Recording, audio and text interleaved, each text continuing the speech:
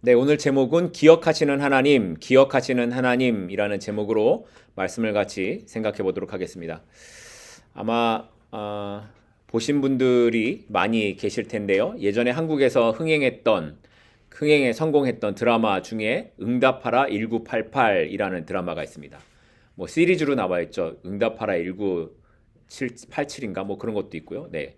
근데 제일 흥행에 성공했던 게 응답하라 1988이었던 것 같아요. 근데 이 드라마의 배경으로 나오는 동네가 쌍문동인데요. 이 쌍문동은 제가 살았던 동네입니다. 그 시절에 똑같이 살았던 동네입니다. 이 드라마 때문에 제 친구들 중에 오랫동안 만나지 않았던 친구들이 서로 연락을 하고 뭐 추억이 되살아나서 뭐 서로 모임을 갖게 되었다라는 그런 얘기를 들은 적이 있습니다. 드라마 하나 때문에 추억이 소환되었기 때문이다라는 거죠. 사람들은 종종 이런 말을 합니다. 옛날이 참 좋았다. 그때가 참 좋았다. 그 시절로 돌아갈 수 있으면 뭐도 하고 뭐도 하겠다라는 이런 말을 하곤 합니다. 이렇게 옛날을 회상하고 돌아보는 건 그래서 인간의 본성이 아닌가 하는 생각을 해보게 되곤 합니다. 분명히 당시에는 힘들었을 거예요. 옛날에 살았을 때는 힘들었을 텐데 지나고 나니 그 시간이 그립고 더 익숙한 것 같아서 더 편했다라는 그런 생각을 갖게 되는 것 같습니다. 그런데 정말 지금보다 옛날이 더 사는 게 나아서 그런 생각을 하는 걸까요? 아닐 겁니다. 그때가 힘들었을 테지만 그때는 감정만 남아있는 거고요. 지금은 실제로 어려움을 겪고 있기 때문에 그때가 좋았다라는 생각을 하고 있는 겁니다. 그래서 과거에 이루지 못한 것이나 남아있는 감정에 미련을 두고 뒤를 돌아보면 그때가 좋았다라고 생각하는 거죠. 하지만 과거를 돌아보면서 과거만 생각하면서 살아가면 우리가 앞으로 나아가는 삶을 살아갈 수 있을까요? 그렇지 않을 겁니다. 우리가 앞으로 똑바로 가려고 하면 뒤보다 어딜 봐야 돼요? 앞을 봐야 합니다.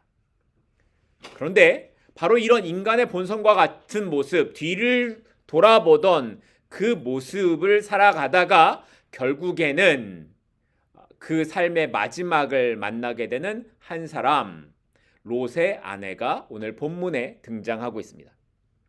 지난주에 우리는 롯과 그의 아내 그리고 그 두 딸이 천사들에게 이끌려서 소돔성 밖으로 나오는 장면까지 살펴봤습니다. 하나님께서는 롯을 구원하실 때 롯만이 아니라 누구에게 속한 사람? 롯에게 속한 사람들까지도 구원하셨는데 이것은 아브라함 한 사람을 통해서 롯을 기억하신 것이었고 또 롯을 통해서 그에게 속한 사람들까지 구원하시는 하나님의 은혜의 방법이다라는 걸 생각해 봤습니다. 하지만 이렇게 구원하시려는 하나님의 은혜를 마지막까지도 거부한 사람들이 있었죠. 누구였습니까? 롯의 사위들이었습니다. 그들은 롯의 말을 듣고도 그걸 뭘로 여겼다고요? 농담으로 여겼습니다. 왜 그랬습니까? 롯의 삶이 그런 삶을 살아왔기 때문이었습니다.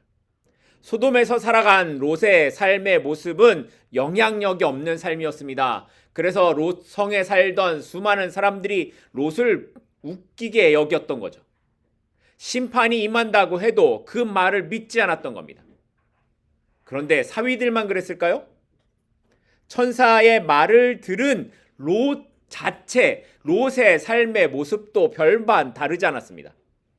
소돔이 심판을 당한다고 하는데도 롯이 주저하지 않고 그냥 소돔성 밖으로 나갔습니까? 그렇지 않죠. 날이 밝아올 때까지도 롯은 주저하고 나가지 못했습니다. 지금까지 살아온 것을 소돔에 두고 가는 것에 대해 망설임과 주저함으로 떠나가지 못하고 있었던 겁니다. 결국 천사들은 그런 롯과 그의 가족을 강제로 이끌고 나왔고요.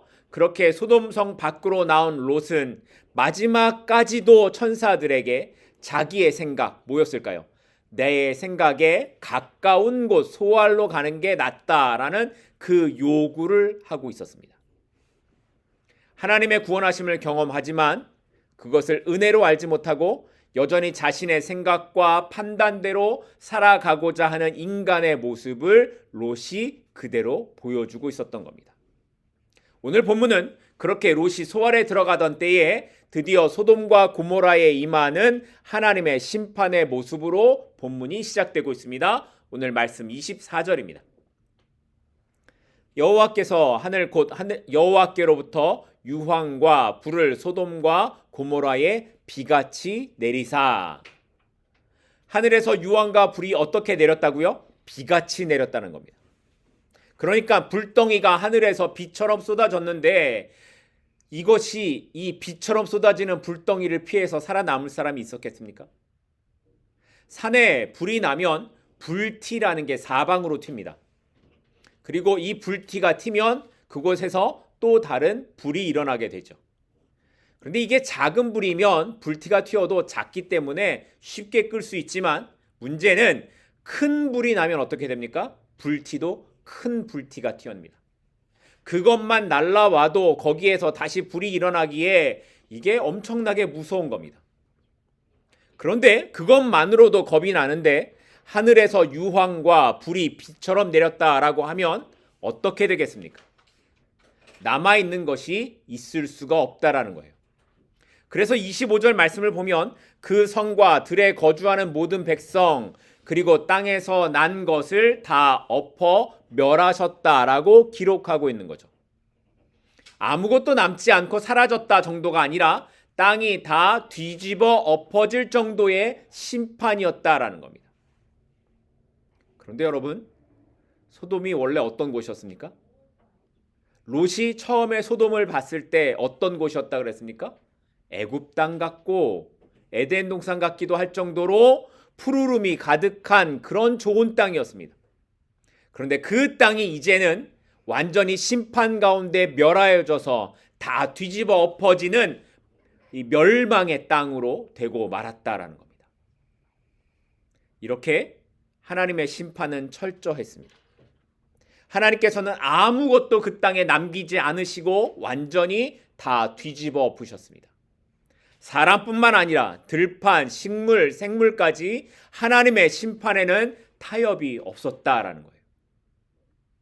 그런데 우리가 성경을 읽다 보면 이런 모습들, 이렇게 하나님께서 완전히 멸하시는 모습을 우리가 볼 때가 있습니다. 그런데 이런 생각을 할 수도 있지 않습니까? 그냥 하나님이 죄에 대해서 꾸짖거나 경고하시는 것으로 생명은 그냥 살려두셔도 되지 않을까 하는 그런 생각을 하게 될 수도 있습니다.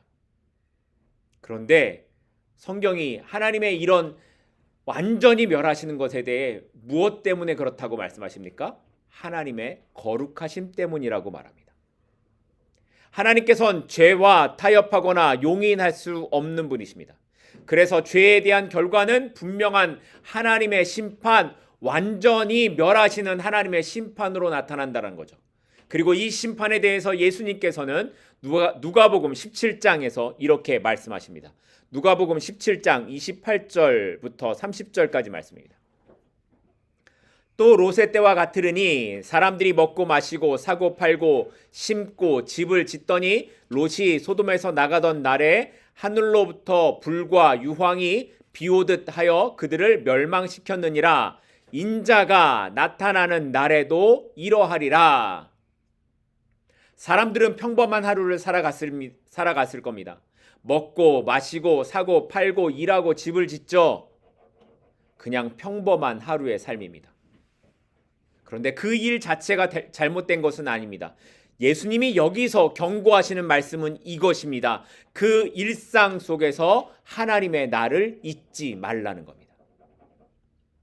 우리가 오늘 하루를 살아가는 것, 먹고 마시고 사고 팔고 자녀를 키우고 노후를 준비하고 살아가는 것은 잘못이 아니라는 거예요.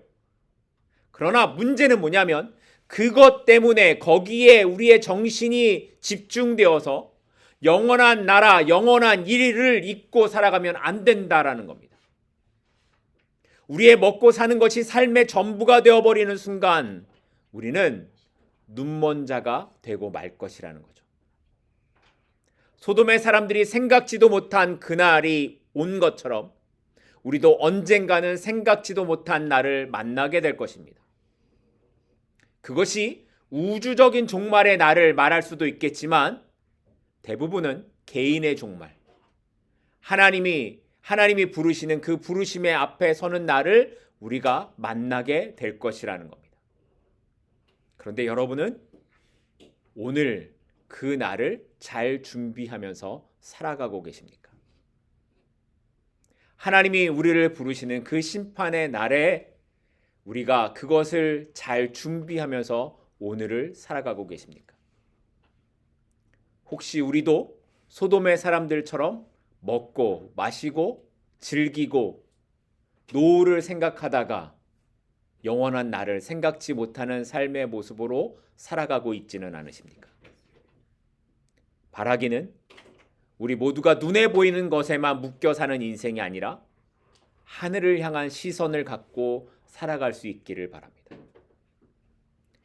예수 그리스도를 향하여 하나님이 나에게 부르신 그 부름을 향하여 그것이 나의 인생의 목적이 됨을 고백하며 살아갈 때에 하나님이 우리 각자에게 부르신 그 부름의 모습대로 우리가 살아갈 수 있기 때문입니다. 우리 안에 묶여 있는 것들, 세상에 우리를 묶고 있는 것들을 끊어내십시다. 그리고 주님이 오실 그날을 사모하며 살아가는 저와 여러분이 될 수 있기를 소망합니다. 그런데 이렇게 하나님의 심판이 임하던 그때에 우리 오늘 본문은 우리가 잘 아는 한 여인에 관한 이야기를 말씀하고 있죠. 오늘 본문 26절입니다. 롯의 아내는 뒤를 돌아보았으므로 소금 기둥이 되었더라. 롯과 함께 천사들의 손에 이끌려서 소돔에서 나올 수 있었던 롯의 아내는 돌아보거나 들에 머물지 말고 도망하라는 천사들의 이야기를 똑같이 들었을 겁니다. 하지만 그녀는 유황과 불이 쏟아지는 소돔의 소리에 귀를 기울였고 그것을 돌아보다가 그 자리에서 소금 기둥이 되고 말았습니다. 그런데 우리말 성경에 있는 이 돌아봤다라고 번역된 히브리어 나바트는 단순히 보다라는 의미 정도가 아니라 주의 깊게 바라보다라는 의미를 갖고 있습니다. 그러니까 롯의 처가 단순히 호기심으로 잠깐 봤다라는 게 아니라 잠깐 뒤를 돌아보는 정도가 아니라 계속해서 소돔을 바라보고 주의를 갖고 보고 있었다라는 걸 말하고 있는 거죠. 왜 그랬을까요? 그녀는 천사들의 손에 이끌려서 소돔을 나오기는 했지만 자신이 두고 온 것에 이 소돔에 대한 마음을 떨쳐 버릴 수가 없었다라는 겁니다. 자신이 살아왔던 모든 것들을 소돔에 두고 차마 발걸음이 떨어지지 않아서 멸망하고 있는 그 소돔을 바라보고 있는 거죠. 그러니까 몸은 어쩔 수 없이 소돔에서 나왔지만 마음은 어디에 있는 거예요? 소돔에 머물러 있었다라는 겁니다. 몸은 심판에서 구원을 받았지만 그의 영적인 상태는 여전히 소돔에 머물러 있었다는 겁니다.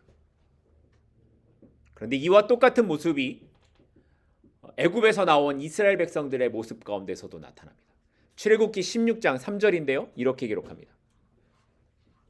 이스라엘 자손이 그들에게 이르되 우리가 애굽 땅에서 고기 가마 곁에 앉아 있던 때와 떡을 배불리 먹던 때에 여호와의 손에 죽었더라 하면 좋았을 것을 너희가 이 광야로 우리를 인도해 내어 이 온 회중이 줄여 죽게 하는도다. 이스라엘 백성들이 종으로 고통을 당하던 애굽에서 나온 다음에 그들이 지금 어떤 모습을 하고 있어요? 하나님을 원망하고 있습니다. 자기를 구원해낸 그 여호와 하나님을 원망합니다. 왜요? 우리가 애굽에 있었더라면 고기 가마 옆에서 배부르게 먹을 수 있었을 텐데 여기서는 먹지도 못하고 굶어 죽는다라고 원망하고 있는 거죠. 물론 이들의 원망은 다 거짓말입니다. 누가 종으로 살던 자신들에게 떡과 고기를 배부르게 먹여줬겠습니까? 그런데도 이스라엘 백성들은 애굽에서 종으로 살던 때를 바라보고 있는 거예요. 종에서 자유롭게 되었지만 그들의 마음은 여전히 종살이 하던 애굽에 붙잡혀 있었다라는 겁니다. 그래서 결국 이들이 어떻게 되었습니까? 이렇게 불평과 불만으로 가득한 이들은 그런 마음으로 살아가다가 결국에 약속의 땅을 보고서도 들어가지 못합니다. 아니, 약속의 땅 가나안에 들어가지 못하는 정도가 아니라 광야에서 그들의 인생의 끝을 만나게 됩니다. 성경은 오늘 우리에게 이렇게 말씀합니다. 골로새서 3장 1절에서 그러므로 너희가 그리스도와 함께 다시 살리심을 받았으면 위의 것을 찾으라. 거기는 그리스도께서 하나님 우편에 앉아 계시느니라. 히브리서 12장 2절은 이렇게 말합니다. 믿음의 주여 또 온전하게 하시는 이인 예수를 바라보자. 예수 그리스도 안에서 살아가는 우리의 시선은 땅이 아니라 하늘을 봐야 합니다. 뒤에 있는 것, 심판당하는 소돔과 같은 세상을 묵상하고 바라보고 그것만 보면 우리의 걸음도 소금 기둥처럼 멈춰버리게 되고 말 겁니다. 우리가 봐야 하는 건 오직 예수 그리스도, 믿음의 주요 온전케 하시는 예수 그리스도밖에 없음을 기억하며 살아가시길 바랍니다. 성도의 싸움은 그래서 시선의 싸움이라고 말합니다. 어디를 보면서 살아가는가? 뒤를 돌아보는 사람은 소금 기둥으로 끝나는 삶이 되지만 예수 그리스도를 바라보는 사람은 흔들리지 않고 영원한 천국의 나라 하늘의 소망을 갖고 사는 인생이 된다는 것입니다. 바라기는 우리의 시선이 하늘 가운데 고정되길 바랍니다. 소돔과 같은 이 땅이 아니라 내가 조금 더 많이 갖는 것, 내가 조금 더 누리는 것, 내가 조금 더 편안한 것, 그것을 말하고 있는 세상으로 향한 시선이 아니라 우리를 자유케 하시는 하나님, 우리가 죄에서 자유케 되도록 우리를 해방시켜 주시는 그 하나님의 은혜 가운데 우리의 시선을 두고 살아갈 수 있기를 주님의 이름으로 축복합니다. 오늘 본문은 이제 이렇게 소돔의 심판을 받고 롯의 가족이 하나님의 은혜로 구원받는 장면을 기록하다가 잠깐 장면이 바뀌어져요. 잠깐 장면을 바꿔서 소돔을 위해 간구했던 아브라함의 모습으로 우리의 시선을 돌리고 있습니다. 27절 말씀입니다. 아브라함이 그 아침에 일찍이 일어나 여호와 앞에 서 있던 곳에 이르렀다라는 겁니다.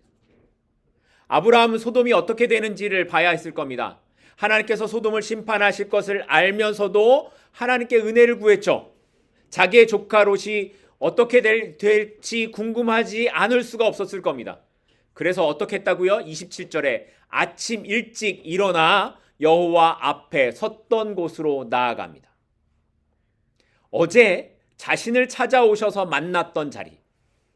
그래서 소돔에 의인 50명이 있으면 45명이 있으면 결국에 10명이 있으면까지 구했던 그 하나님께 간구했던 자리로 아브라함이 다시 나아가고 있는 겁니다.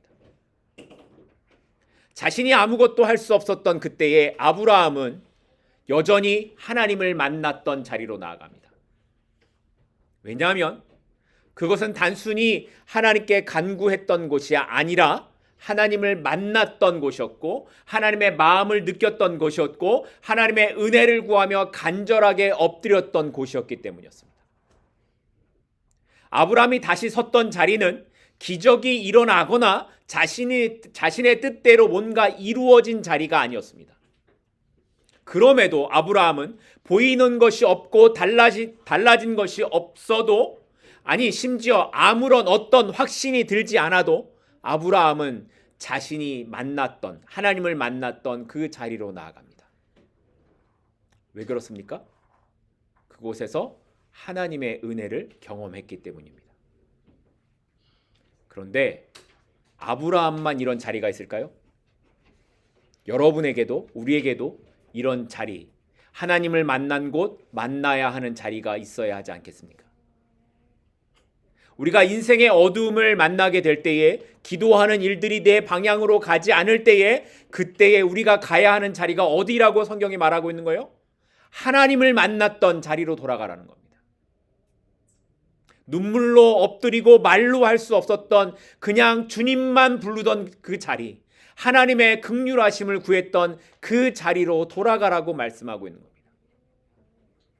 그리고 그렇게 우리가 그 자리로 나아갈 때에 하나님의 일하심을 다시 구할 때에 우리는 소돔의 연기 가운데서도 그 불타는 심판 가운데서도 은혜로 일하시는 하나님을, 여전히 나와 함께 하시는 하나님을, 하나님의 방식으로 나의 기도에 응답하시는 하나님을 만나게 될 것입니다. 그리고 그 모습이 오늘 본문에 이렇게 기록됩니다. 오늘 본문 29절입니다. 하나님이 그 지역의 성을 멸하실 때, 곧 롯이 거주하는 성을 엎으실 때에 하나님이 아브라함을 생각하사 롯을 그 엎으시는 중에서 내보내셨더라. 심판 중에서도 하나님이 롯을 구하신 이유가 어디 있었다고요? 하나님이 아브라함을 생각하셨기 때문이라는 겁니다. 그런데 여기 생각하다라는 히브리어 자카르라는 이 단어는 단순히 뭔가를 떠올린다라는 그런 의미를 넘어서 깊은 기억, 언약의 신실함을 의미하는 말이라고 합니다. 마치 이런 거예요. 창세기 8장에 보게 되면 노아의 홍수 사건이 기록되고 있는데, 이 노아의 홍수 때에 하나님이 노아 방주 안에 있는 노아의 모든 가축들, 노아의 식구들을 기억하셔서 물이 줄어들게 하셨다라는 말씀이 있습니다. 그런데 이때 기억하셨다라는 단어가 자카르입니다. 그러니까 하나님께서 아무 생각도 안 하고 계시다가 아 맞아 노아가 있었지 라고 이렇게 기억하시는 것이 아니라는 거예요. 하나님은 하나님의 언약에 따라 하나님이 우리를 끝까지 생각하고 기억하고 계시는 것을 말씀하고 있는 거예요. 마찬가지로 롯을 구하시는 것도 아브라함을 기억하셔서 하나님께서 생각하셨기 때문이다라는 거예요.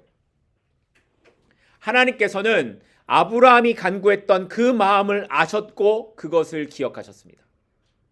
그냥 그때 잠깐 생각하고 끝나는 것이 아니라 하나님의 신실하신 언약으로 계속해서 생각하고 계신다는 거죠. 그리고 마침내 그 하나님의 생각은 하나님의 일하심으로 나타나게 되었습니다. 그래서 성경은 하나님께서 롯을 구원하시는 것을 롯을 생각하사라고 말하지 않고요. 아브라함을 생각하사라고 기록하고 있는 겁니다. 아브라함을 생각하사 롯을 구하시는 하나님. 우리가 잘 아는 찬양 중에 이런 찬양이 있습니다. 당신이 지쳐서 기도할 수 없고 눈물이 빗물처럼 흘러내릴 때 누군가 널 위해 기도하네. 내가 홀로 외로워서 마음이 무너질 때 누군가 널 위해 기도하네. 어떤 분의 고백처럼 우리는 누군가의 기도로 그 힘으로 살아가고 있음을 느낄 때가 많이 있습니다. 롯이 자격이 있어서가 아니라 아브라함을 생각하신 하나님의 은혜로 구원을 받은 것처럼 우리의 인생에도 설명할 수 없는 은혜의 시간을 경험할 때가 있습니다.